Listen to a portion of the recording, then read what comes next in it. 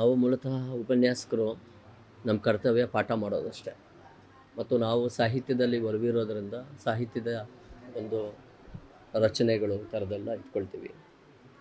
ಸಾಹಿತ್ಯ ಪರಿಷತ್ಗೆ ನಾನು ಚುನಾವಣೆಗೆ ನಿಂತ್ಕೊಂಡೆ. ಇಡೀ ಜಿಲ್ಲೆ ನಮ್ಮ ಪರವಾಗಿ ನಿಂತ್ಕೊಂಡು ನಮ್ಮನ್ನು ಗೆಲ್ಲಿಸ್ತು ಸಾಹಿತ್ಯ ಪರಿಷತ್ ಕೆಲಸಗಳು ಮಾಡಿದೆ.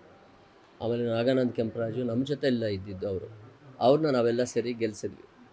ಅವರು ನಮ್ಮನ್ನು ಬಿಟ್ಟು ಅವ್ರ ದಾರಿಯಲ್ಲಿ ಹೋದ್ರು ನಾವು ಸುಮ್ಮನೆ ಆಗಿಬಿಟ್ಟು ನಾವು ಮಾತಾಡೋದು ಬಿಟ್ಬಿಟ್ವಿ. ಆನಂತರದ ಚುನಾವಣೆಗಳಲ್ಲಿ ಮತ್ತೆ ಚುನಾವಣೆ ಬಂತು. ನಾವು ಗೋಪಾಲ್ ಗೌಡರು ಶ್ರೀನಿವಾಸಪುರ ಅವ್ರಿಗೆ ಬೆಂಬಲ ಕೊಟ್ವಿ. ಎಲ್ಲರೂ ದೊಡ್ಡವರೆಲ್ಲ ಸೇರಿದ್ರು. ನಿಮ್ದೊಂದು ಸಲ ಆಯಿತು, ಅವ್ರದ್ದೊಂದು ಸಲ ಆಯಿತು, ಇನ್ನೂ ಬೇರೆಯವ್ರನ್ನ ಕೊಡಿ, ಮುಂದಿನ ಸಲ ಇನ್ನೊಬ್ಬರನ್ನ ಕೊಡಿ ಅಂತ. ಆಯ್ತು ಸರ್, ನಮಗೇನು ಆ ಥರದ್ದೇನಿಲ್ಲ, ಯಾರೋ ಒಬ್ಬರು ಬಂದು ಸಾಹಿತ್ಯ ಪರಿಷತ್ ಕೆಲಸಗಳು ಮಾಡಿದ್ರೆ ಸಾಕು ಅಂತೇಳಿ ಇವ್ರಿಗೆ ಬೆಂಬಲ ಕೊಟ್ವಿ. ಬೆಂಬಲ ಕೊಟ್ಟ ತಕ್ಷಣವೇ ಆತ 20 ಲಕ್ಷ ತಗೊಂಡು ಬೆಂಬಲ ಕೊಟ್ಟಿದ್ದಾರೆ ಅನ್ನೋಂಥ ರೀತಿಯಲ್ಲಿ ಮೆಸೇಜ್ಗಳು ಹಾಕಿದ್ರು. ನಾವು ಅದನ್ನು ಸುಮ್ಮನೆ ಆದ್ವಿ, ಯಾಕೆ ಸುಮ್ಮನೆ ಇದೆಲ್ಲ ಅಂತ. ಅದಾದ ನಂತರದ ಬೆಳವಣಿಗೆಗಳಲ್ಲಿ ನಾವು ಪ್ರಚಾರಗಳು ಮಾಡಿದ್ವಿ. ಗೋಪಾಲ್ ಗೌಡ್ರ ಪರವಾಗಿ ಪ್ರಚಾರ ಎಲ್ಲರೂ ಮಾಡಿದ್ದಾರೆ. ಆ ಥರದ್ದೆಲ್ಲ ಆಯಿತು. ಅವ್ರು ಗೆದ್ದರು, ಇವ್ರು ಸೋತರು. ಅದಕ್ಕೆ ಸೋತ ಮೇಲೆ ಈ ಥರದ್ದು ನಂದು 40-50 ಲಕ್ಷ ಖರ್ಚಾಯಿತು, ನಾನು ಬಡ್ಡಿ ಕಟ್ತಾಯಿದ್ದೀನಿ, ನಾನು ಸೋಲೋದಕ್ಕೆ ನೀನೇ ಕಾರಣ, ಈ ಥರದ್ದೆಲ್ಲ ಶುರು ಮಾಡಿದ್ರು. ವಾಟ್ಸಪ್ಗಳಲ್ಲಿ ನನ್ನ ಮೇಲೆ ಹಾಕೋದು, ಫೇಸ್ಬುಕ್ಕಲ್ಲಿ ಹಾಕೋದು, ಗ್ರೂಪುಗಳನ್ನ ಕ್ರಿಯೇಟ್ ಮಾಡೋದು ಎಲ್ಲ ಮಾಡಿದೆ, ಲಕ್ಷಾಂತರ ಮಾಡಿದೆ. ನಾನು ಚುನಾವಣೆ ಆದಮೇಲೆ ಒಂದೇ ಒಂದು ಅಕ್ಷರನೂ ಅವ್ರ ಮೇಲೆ ನಾನು ಬರೆದಿಲ್ಲ, ನಾನು ಹೇಳಿಕೆನೂ ಕೊಟ್ಟಿಲ್ಲ. ಚುನಾವಣೆ ಆದಮೇಲೆ ನಾನು ಸುಮ್ಮನೆ ಇರ್ತಾಯಿದ್ದೆ. ಆಮೇಲೆ ನಾನು ಬಾಲಕಿಯರ್ ಸರ್ಕಾರಿ ಪದವಿ ಪೂರ್ವ ಗರ್ಲ್ಸ್ PU ಕಾಲೇಜ್ಗೆ ಟ್ರಾನ್ಸ್ಫರ್ ಮಾಡಿದ್ಮೇಲೆ ಅಲ್ಲಿಗೆ ಆತನೂ ಬಂದ, ಗಲಾಟೆ ಮಾಡೋಕ್ಕೆ ಅಂತಲೇ ಬಂದ ಅಂತ ನನಗೆ ಅನ್ನಿಸ್ತು. ನಾನು ಸ್ನೇಹಪೂರ್ವಕವಾಗಿ ವಿಶ್ ಮಾಡಿದೆ, ಯಾಕೆ ಸುಮ್ಮನೆ ಇದೆಲ್ಲ ಬೆಳೆಸ್ಕೊಳ್ಳೋದು ಅಂತ. ಆತ ಅದನ್ನು ರಿಸೀವ್ ಮಾಡಿದಿರ ತುಂಬಾ ಅರೋಗೆಂಟಾಗಿ ನಡ್ಕೊಂಡ. ಅದು ಅಂತ ನಮ್ಮ ಕೆಲಸಗಳು ಅಂತ ಪ್ರಿನ್ಸಿಪಾಲು ಏನೂ ಮಾತಾಡಬೇಡಿ ಸರ್ ಅಂದ. ನಾನು ಏನೂ ಮಾತಾಡೋದು, ಇವತ್ತು ಸಹ ನಾನು 0. ನಾವು ಸಾಹಿತ್ಯದ ಕೆಲಸಗಳನ್ನು ಅಭೂತಪೂರ್ವವಾಗಿ ಮಾಡ್ತಾಯಿದ್ದವರು ಸುಮ್ಮನೆ ಆಗ್ಬಿಟ್ಟು ಯಾವುದೇ ಕಾರ್ಯಕ್ರಮಕ್ಕೆ ಹೋದರೆ ಅಲ್ಲಿಂದ ಕ್ರಾಪ್ ಮಾಡಿ ನನ್ನ ಫೋಟೋನ ಇದೆಲ್ಲ ತೆಗೆದು ಅದನ್ನು ಬೇರೆ ರೀತಿಯಲ್ಲಿ ನಮ್ಮನ್ನು ಅವಮಾನ ಮಾಡೋದು ಇವೆಲ್ಲ ಮಾಡ್ತಾಯಿದ್ರು.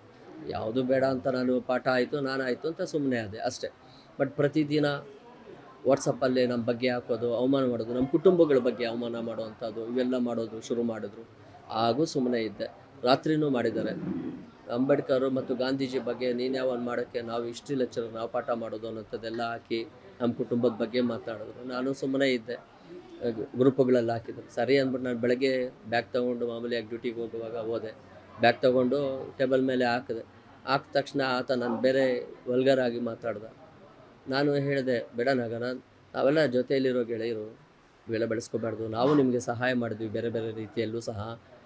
ಈಗ ಸಾರ್ವಜನಿಕ ಹಿತದೃಷ್ಟಿಯಿಂದ ಅವ್ರನ್ನ ಟ್ರಾನ್ಸ್ಫರ್ ಮಾಡಿದ್ರು ಬಂಗಾರಪೇಟೆಯಿಂದ. ಆವಾಗೂ ನಾವು ತಡೆದ್ವಿ ಅದನ್ನು, DDPU ಕಚೇರಿಯಲ್ಲಿ ಬೇಡ ಅಂತ ನಾವು ನಮ್ಮ ಸಂಘ ಎಲ್ಲ ತಡೆದ್ವಿ, ಬೇಡ ಅಂತ. ಆಮೇಲೆ ಬೇರೆ ಸಮಸ್ಯೆಗಳು ಬಂದು ನಾವು ಸಾಲ್ವ್ ಮಾಡಿದ್ವಿ. ಅದೇ ಹೇಳಿದೆ ಈ ಥರದ್ದೆಲ್ಲ ಅಂತ. ಆಗ ಹೇಳಿದಾಗ, ನೀನು ನಮ್ಮೂರಲ್ಲಿ ಹೋಗಿ ಪ್ರಚಾರ ಮಾಡಿದ್ಯಾ, ನನ್ನ ಸೋಲಿಗೆ ನೀನೇ ಕಾರಣ ಅಂಥೇಳಿ ನೀನು ಭ್ರಷ್ಟನು ಏನೇನೋ ಪದಗಳು ಬಳಸಿದ್ರು. ಆ ಒಳಗೆ ಪ್ರೇಯರ್ಗೆ ಹೋಗ್ಬೇಕಾಯ್ತು, ಪ್ರೇಯರ್ಗೆ ಹೊಟ್ಟೋಗಿ ಮಾಮೂಲಿ ಬಂದು ಪುಸ್ತಕ ತಗೊಂಡು ಹೋಗುವಾಗ ಆತ ಹೊಟ್ಟೋಗಿದ್ದವನು ಕ್ಲಾಸ್ಗೆ ಅಂತ ಮತ್ತೆ ವಾಪಸ್ ಬಂದರು. ಕಾರಿಡಾರಲ್ಲಿ ಅಲ್ಲಿ ಅಟ್ಯಾಕ್ ಮಾಡಿ ಮಾತಿಗೆ ಮಾತು ಬೆಳೆಸಿ ನನ್ನ ಕಪಾಳಕ್ಕೆ ಹೊಡೆದ್ರು. ಇದು ಪೂರ್ತಿಯಾಗಿ ಹೊಡೆದ್ರು.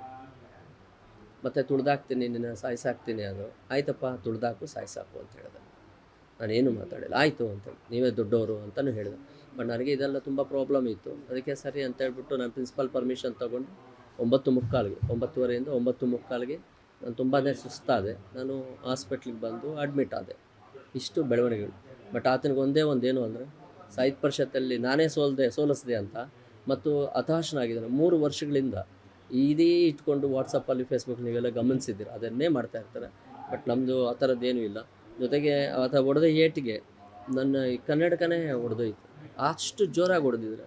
ಈಗ ಇದೆಲ್ಲ ಟೆಸ್ಟ್ ಮಾಡೋಕ್ಕೆ ಹೋಗಿದ್ದಾರೆ ಕಿವಿಯೆಲ್ಲ, ಇದೆಲ್ಲ ಸ್ವಲ್ಪ ಪ್ರಾಬ್ಲಮ್ ಆಗಿದೆ ನನಗೆ. ಇಷ್ಟೆಲ್ಲ ಆಗಿದೆ. ಬಟ್ ಈ ಚಾಳಿಯನ್ನು, ಈ ಹತಾಶ ಮನೋಭಾವನೆಯನ್ನು ಬಿಡೋ ವ್ಯಕ್ತಿ ಅಲ್ವೇನೋ ಅನಿಸುತ್ತೆ.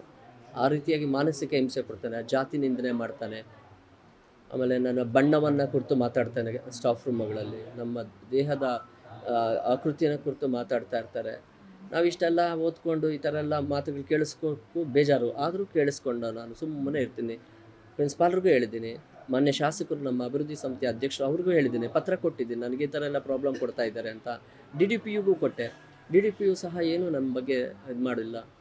ಪ್ರಿನ್ಸಿಪಾಲ್ಗೂ ಕೊಟ್ಟೆ, ನಮ್ಮ ಸಂಘದ ಅಧ್ಯಕ್ಷರಿಗೂ ಕೊಟ್ಟೆ. ಯಾರೂ ನಮಗೆ ಸಪೋರ್ಟೇ ಮಾಡಿಲ್ಲ. ಇವತ್ತು ಹೊಡೆದುಕೊಳ್ಳೋ ಸ್ಥಿತಿಗೆ ನಾವು ಬಂದಿದ್ದೀವಿ. ನಾವು ದುರ್ಬಲ ವರ್ಗಕ್ಕೆ ಸೇರಿದವರು ಅಂತನಾ? ಅಥವಾ ನಮ್ಗೆ ಯಾರೂ ಸಪೋರ್ಟ್ ಇಲ್ಲ ಅಂತನಾ? ಇವೆಲ್ಲ ಸಹ ನಮಗೆ ಪ್ರಶ್ನೆಗಳಾಗಿ ಕಾಡುತ್ತೆ. ಭಾಳ ನೋವಿನಲ್ಲಿ ಇದ್ದೀವಿ ನಾವು. ಇಂಥವ್ರ ಹತ್ರ 28 ವರ್ಷದಿಂದ ಕೆಲಸ ಮಾಡ್ತಾ ಇದ್ದೀವಿ. ಈ ವ್ಯಕ್ತಿಯಿಂದ ಒಡಿಸ್ಕೊಳ್ಳೋ ಸ್ಥಿತಿಗೆ ಬಂದ್ವಲ್ಲ. ಸಾವಿರಾರು ಜನ ವಿದ್ಯಾರ್ಥಿಗಳು ನಮ್ಮ ಅಭಿಮಾನಿಗಳಿದ್ದಾರೆ, ಗೌರವಿಸ್ತಾರೆ. ಅಂಥವ್ರ ಮುಂದೆ ನಮ್ಗೆ ಎಷ್ಟು ನೋವುಗಳಾಗ್ತವೆ ಎಲ್ಲ. ಈತನಿಗೆ ಅರ್ಥನೇ ಆಗೋದಿಲ್ಲ. ಅವನೇ ಯಾವುದೋ ಕ್ಲಬ್ಗೆ ಪ್ರೆಸಿಡೆಂಟ್ ಆಗಿದ್ದಾರೆ, ಆಗಲಿ, ಸೇವೆ ಮಾಡಲಿ, ನಮಗೇನು ಬೇಜಾರಿಲ್ಲ, ಯಾವುದೋ ಒಂದು ಆಗಲಿ ಅಂತ. ಆದರೆ ಕ್ಲಬ್ಬು ಸೇವೆ ಮಾಡೋ ಅಂಥ ಕ್ಲಬ್ಬಲ್ಲಿ ಇಟ್ಕೊಂಡು ನನ್ನ ಮೇಲೆ ಈ ಥರದ್ದು ದೈಹಿಕ ಹಲ್ಲೆ ಮಾಡೋದು, ಮ್ಯಾನ್ ಹ್ಯಾಂಡಲ್ ಮಾಡೋದು, ದೈಹಿಕ ಹಲ್ಲೆ ಮಾಡೋಂಥದ್ದು ಎಷ್ಟು ಮಾತ್ರ ಸರಿ? ನಮ್ಮನ್ನು ಯಾರೂ ರಕ್ಷಣೆ ಮಾಡೋರು ಇಲ್ಲ ಅನ್ನೋದಕ್ಕೆ ಇವರೆಲ್ಲ ಈ ಥರ ನಡ್ಕೊಳ್ತಾ ಇದ್ದಾರೆ ಅಂತ ನಮಗೆ ಮಾನಸಿಕವಾಗಿ ಹಿಂಸೆ ಆಗುತ್ತೆ. ನಾನು ಒಂದು 6 ತಿಂಗಳಿಂದನೇ ನಾನು ಮಾನ್ಯ ಶಾಸಕರಿಗೆ, DDPU ಅವ್ರಿಗೆ 1 ವರ್ಷದಿಂದನೇ DDPUಗೂ ಕೊಟ್ಟಿದ್ದೀನಿ, ಪ್ರಿನ್ಸಿಪಾಲ್ ಕೊಟ್ಟಿದ್ದೀನಿ. ಯಾರೂ ನಮಗೆ ಸಹಾಯ ಮಾಡಿಲ್ಲ. ಆಮೇಲೆ ಅಷ್ಟೊಂದು 15 ದಿನಗಳ ಹಿಂದೆ ನಾನು ಮಾನ್ಯ ಶಾಸಕರಿಗೂ ಹೇಳಿದ್ದೀನಿ, ಸರ್ ನನಗೆ ತುಂಬ ತೊಂದರೆ ಆಗ್ತಾಯಿದೆ ಸರ್ ಅಂತ ಕಣ್ಣಲ್ಲಿ ನೀರು ಹಾಕ್ಕೊಂಡು ಹೇಳಿದ್ದೆ. ನನಗೆ ತುಂಬ ಪ್ರಾಬ್ಲಮ್ ಆಗ್ತಾಯಿದೆ ಸರ್, ಈ ವ್ಯಕ್ತಿಯಿಂದ ನನಗೆ ತುಂಬ ತೊಂದರೆ ಆಗ್ತಾಯಿದೆ. ಕ್ಲಾಸ್ಗಳಿಗೆ ಹೋಗೋವಾಗೆಲ್ಲ ಡಿಸ್ಟರ್ಬ್ ಮಾಡ್ತಾರೆ, ಉಗಿಯೋದು, ಕೆಮ್ಮೋದು, ಆಮೇಲೆ ಏನು ಇಂಡೈರೆಕ್ಟಾಗಿ ಮಾತಾಡೋದು, ಇವೆಲ್ಲ ಮಾಡ್ತಾರೆ. ನಾವೊಬ್ಬರು ಸಾಹಿತ್ಯ ವಲಯದಲ್ಲಿರೋರು, ನಾಟಕ ಬರಿತೀವಿ, ಕತೆ ಬರಿತೀವಿ, ಲೇಖನಗಳು ಬರಿತೀವಿ. ಈ ಥರದ್ದೆಲ್ಲ ನಮಗೆ ಸಹಿಸ್ಕೊಳ್ಳೋಕೆ ಕಷ್ಟ ಆಗುತ್ತೆ. ನಮಗೇನು ಇಲ್ಲ ಸರ್, ನಾವೆಲ್ಲ ಪಾಠ ಮಾಡೋರು. ಅದಕ್ಕೆ ತಕ್ಕ ಹಾಗೆ ಅವರು ಸರಿ ಹೋದರೆ ಸಾಕು. ನಮಗೆ ಮುಂದಿನ ದಿನಗಳಲ್ಲಿ ಈ ಥರದ್ದೆಲ್ಲ ಬೆಳೆಸ್ಕೋಬಾರ್ದು ಮೇಷ್ಟ್ರುಗಳು. ಯಾರು ಆ ಥರದ ತಪ್ಪು, ನಾನೇ ಆಗಲಿ, ನಾನು ಬೆಳೆಸ್ಕೊಂಡ್ರೆ ನಂದು ತಪ್ಪೆ. ಆದರೆ ಆ ವ್ಯಕ್ತಿ ದಿನ ವಾಟ್ಸಪ್ಪಲ್ಲಿ, ಫೇಸ್ಬುಕ್ಕಲ್ಲಿ, ಸೋಷಿಯಲ್ ಮೀಡಿಯಾಗಳಲ್ಲಿ ನಮ್ಮಂಥವ್ರ ಮೇಲೆ ಆಗ್ತಾಯಿದ್ರೆ ಏನು ಅನಿಸುತ್ತೆ ಹೇಳ್ರಿ? ಎಲ್ಲರಿಗೂ ಗೊತ್ತು ನಾವು ಒಳ್ಳೆಯವರು ಅಂತ. ಆತ ಹಾಕೋದು ಸುಳ್ಳು ಅಂತ ಗೊತ್ತು, ಬಟ್ ನಮಗೇನು ಅನಿಸುತ್ತೆ? ಮಾನಸಿಕ ಹಿಂಸೆ ಆಗಲ್ವ? ಸರ್ ನಾನು 9:30, 9:45ಗೆ ಈ ಥರದ್ದೆಲ್ಲ ಆಯಿತು. ನನಗೆ ತುಂಬಾ ತೊಂದರೆ ಆಯಿತು, ಇದೆಲ್ಲ ಊದ್ಬಿಟ್ಟಿತ್ತು, ಕಿವಿ ತೊಂದರೆ ಆಯಿತು ಅಂದ್ಬಿಟ್ಟು ನಾನು ಮೂಮೆಂಟ್ ರಿಜಿಸ್ಟ್ರಲ್ಲಿ ಬರೆದು ಪ್ರಿನ್ಸಿಪಾಲ್ ಪರ್ಮಿಷನ್ ತೊಗೊಂಡು ಬಂದೆ. ಆತ 2 ಪೀರಿಯಡ್ ಕ್ಲಾಸ್ ತೊಗೊಂಡು ಆಮೇಲೆ ಮಧ್ಯಾಹ್ನದ ಮೇಲೆ ಬಂದು ಅಡ್ಮಿಟ್ ಆಗಿರೋದು. ಅದು ವಿಚಾರವಾಗಿ ನನಗೆ ಗೊತ್ತಿಲ್ಲ, ನಾನು ಆತನ ವಿಚಾರವಾಗಿ ಹೋಗಿಲ್ಲ. ನಾನು ಇನ್ನು ತುಳಿದಾಕ್ತೀನಿ, ಸಾಯಿಸ್ತೀನಿ ಅಂದರು. ಆಯ್ತಪ್ಪ ಸಾಯಿಸು, ತುಳಿದಾಕು ಅಂತಲೂ ಹೇಳಿದೆ. ನಾವು ಕೈ ಎತ್ತುವಂಥ ಜನನೂ ಅಲ್ಲ. ಆ ಥರ ಆಗಿದ್ದಿದ್ರೆ ನಮ್ಮ ಸಾವಿರಾರು ಜನ ವಿದ್ಯಾರ್ಥಿಗಳಿದ್ದಾರೆ, ನಮ್ಮ ಅಭಿಮಾನಿಗಳು, ಅವನೇ ಬಿಡ್ತಾ ಇದ್ದೀವಿ ಹೊಡೆಯೋಕ್ಕೆ. ನಮ್ಗೆ ಆ ಥರ ಮನೋಭಾವನೆಗಳು ಇಲ್ಲ. ಹಿಂಸೆ ಯಾವತ್ತೂ ಕೆಲಸಕ್ಕೆ ಬರೋಲ್ಲ. ನಾವು ಅಹಿಂಸಾವಾದಿ, ಗಾಂಧಿವಾದಿಗಳಾಗಿ ಹೋಗೋದು, ಅಹಿಂಸಾವಾದಿಗಳಾಗೇ ನಾವು ಬದುಕೋದು. ನಮ್ಮ ಸಾಯಿಸಿದ್ರು ಪರವಾಗಿಲ್ಲ, ನಾನು ಅಹಿಂಸಾವಾದಿನೇ, ನಾನು ಆ ದಾರಿಯಲ್ಲೇ ಹೋಗೋದು. ನಮ್ಮ ಕುಟುಂಬಕ್ಕೆಲ್ಲ ಸಹ ಬೆದರಿಕೆಗಳಾಗಿದೆ. ನಮ್ಮ ಮಕ್ಕಳ ಬಗ್ಗೆನೂ ಮಾತಾಡಿದ್ದಾರೆ, ನಮ್ಮ ಮನೆ ಹತ್ರನೂ ಬೇರೆ ಬೇರೆ ಅವ್ರನ್ನ ಕರೆಸಿದ್ದಾರೆ, ಅದೆಲ್ಲ ಗೊತ್ತು ನನಗೆ. ಬಟ್ ನಾನು ಅದನ್ನೆಲ್ಲ ಸುಮ್ಮನೆ ಸೀರಿಯಸ್ಸಾಗಿ ತೊಗೊಳ್ಳೋದು ಬೇಡ ಅಂತ. ಆದರೆ ಏಕಾಏಕಿ ಇಷ್ಟೆಲ್ಲ ಆಗಿ ಮ್ಯಾನ್ ಹ್ಯಾಂಡಲ್ ಮಾಡೋದಿಲ್ಲ, ದೈಹಿಕ ಹಲ್ಲೆ, ಅದು ದೈಹಿಕ ಹಲ್ಲೆ ಜೊತೆಗೆ ಮಾನಸಿಕ ಹಲ್ಲೆನೂ ಆಗುತ್ತೆ. ಪ್ರಬಲವಾದ ವ್ಯಕ್ತಿ ನಮ್ಮಂಥ ಈ ಅತ್ಯಂತ ಹಿಂದುಳಿದ ವ್ಯಕ್ತಿಯ ಮೇಲೆ ಈ ರೀತಿ ಪದೇ ಪದೇ ದಾಳಿ ಮಾಡ್ತಾಯಿದ್ರೆ ನಮಗೆ ತುಂಬ ನೋವಾಗುತ್ತೆ. ಸರ್ ನಾನು ಇಷ್ಟೇ ಹೇಳೋದು, ಮನುಷ್ಯ ಬದಲಾವಣೆಗಳಾಗಬೇಕು. ವಯಸ್ಸಾಗ್ತಾ ಇದೆ, ನಮಗೂ 55 ವರ್ಷ ಆಗಿದೆ, ಅವರು ಸಹ ಬದಲಾವಣೆಗಳಾಗಬೇಕು.